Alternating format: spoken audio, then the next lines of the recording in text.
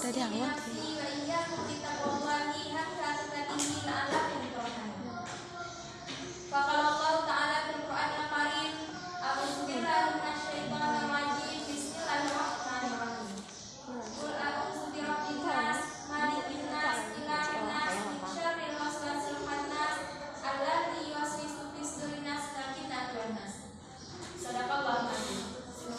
puji syukur, marilah sama-sama kita bersyukur kepada Allah, yang mana atas berkat dan limpahan rahmat Allah lah kita telah bisa berkumpul bersama-sama di sekolah yang amat kita cintai ini dalam rangka menuntut ilmu.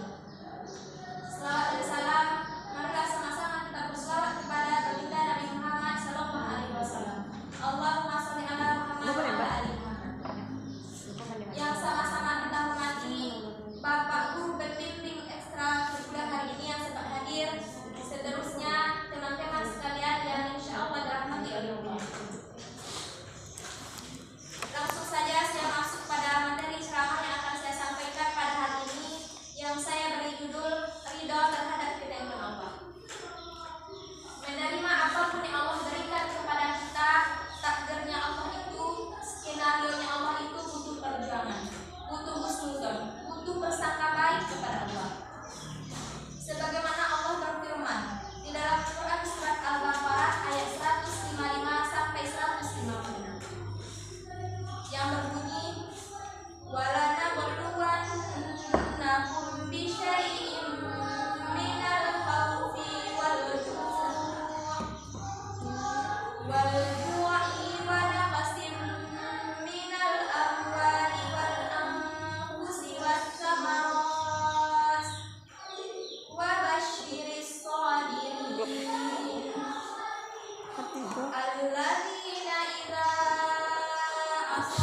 asabatuhum musibatun qalu inna lillahi wa inna ilaihi raji'un, yang artinya, dan kami pasti akan menguji kamu dengan sedikit ketakutan. Karena kita takut dalam hidup ini pasti pernah. Setiap kita pasti merasakan yang namanya ketakutan dalam kehidupan kita. Kelaparan, kadang ada duit, kadang tidak. Kadang makan, kadang tidak. Kekurangan harta, jiwa. Kekurangan jiwa maksudnya ada di sini yang kekurangan anggota keluarganya, saudaranya, dan keluarga yang lainnya meninggal dunia. Itu kekurangan jiwa. Dan buah-buahan, ada yang mempunyai perkebunan tapi nggak bisa panen-panen. Dan juga buah-buahan yang dimaksud di sini adalah orang yang nikah bertahun-tahun tapi belum dikasih keturunan, itu juga yang dimaksud dengan buah-buahan. Dan sampaikanlah kabar gembira kepada orang-orang yang sabar. Siapa orang-orang yang sabar? Yaitu orang-orang yang apabila ditimpa musibah, mereka mengucapkan inna lillahi wa inna ilaihi raji'un. Sesungguhnya kami ini milik-Mu ya Allah, dan kami akan kembali kepadamu. Begitulah orang-orang yang sabar dikatakan Allah dalam Quran surat Al-Baqarah ayat 155 sampai 156. Ujian cobaan di dalam hidup kita tidak selamanya yang sedih-sedih, tetapi ujian di dalam hidup kita ada juga yang berupa yang bahagia-bahagia, seperti ujian popularitas, ujian kaya, keluarga bahagia, kesehatan, itu juga ujian. Kita di dalam menghadapi ujian yang bahagia itu bersyukur atau kufur. Kalau kita bersyukur akan nikmat Allah, berarti kita adalah orang-orang yang sabar di dalam menghadapi ujian kebahagiaan tersebut. Kalau kita kufur, berarti kita istidrak terhadap nikmat yang Allah berikan, jebakan dari Allah menjebak kita. Sebagaimana Allah menjelaskan tentang ini di dalam Quran surat Al-Anbiya ayat 35, yang artinya setiap yang bernyawa akan merasakan mati. Kami akan menguji kamu dengan keburukan dan kebaikan sebagai cobaan, dan kamu akan dikembalikan hanya kepada kami. Itu kata Allah dalam surat Al-Anbiya ayat 35.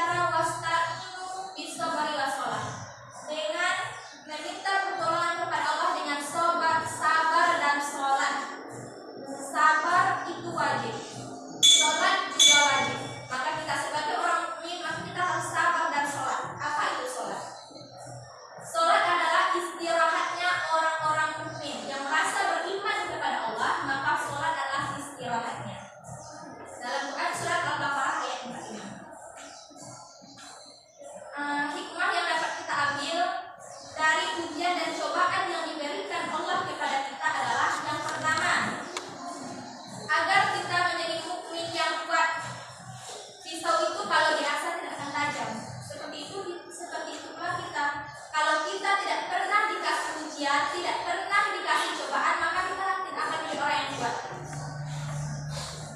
Maka pujian Allah memberikan kepada kita cobaan supaya kita bisa menjadi orang yang kuat, pribadi yang kuat, pribadi yang tangguh, yang bergantung kepada Allah. 2. Hikmahnya menunjukkan kuatnya Allah dan lemahnya manusia. Apabila kita telah ditimpakan musibah, cobaan, ujian oleh Allah kepada kita, maka kita akan menyadari bahwa kita ini hanya kerdil, hanya kecil di hadapan Allah, dan Allah lah yang maha kuasa atas segala sesuatu. 3. Menjadikan semangat berdoa dengan ikhlas dan khusyuk. Apabila kita sedih, kita ditimpa musibah, kita diberikan ujian oleh Allah, maka kita akan berdoa kepada Allah dengan khusyuk. Kalau kita sedih, pasti kita khusyuk. Khusyuk sama Allah, menangis sama Allah, minta sama Allah. Jadi doa kita khusyuk itu kalau kita lagi sedih kebanyakan. Kalau orang yang lagi bahagia, jarang doanya yang khusyuk. Jadi Allah memberikan kita musibah, memberikan kita ujian supaya kita berdoa itu lebih khusyuk kepada Allah. Lebih Allah satu-satunya daripada minta bagi kita. 4. Hikmahnya membangunkan seseorang yang sedang lalai kepada Allah. Yang sedang lalai, misalnya orang yang tidak menyadari bahwa apapun yang terjadi bukan kehendak Allah katanya. Kalau tidak sedang lalai, maka kita sedang tertidur, tidak menyadari apapun yang diberikan Allah. Maka Allah berikan kita ujian, dibangunkan oleh Allah supaya kita tidak lupa akan takdirnya Allah. Sekian yang dapat saya sampaikan teman-teman sekalian. Semoga apa yang saya sampaikan ini bisa kita ambil kesimpulan bahwa apapun yang terjadi di dalam kehidupan kita memang sudah kehendaknya Allah. Jangankan begitu, daun yang jatuh dari pohonnya, di mana daun tersebut akan jatuh, itu memang sudah takdirnya Allah. Jangankan begitu, mata berkedip itu juga takdirnya Allah. Jadi apapun yang kita jalani dalam kehidupan ini memang sudah skenario-nya Allah. Tugas kita adalah menjalankan skenario-nya Allah dengan sebaik-baiknya. Sekian yang dapat saya sampaikan, kurang lebihnya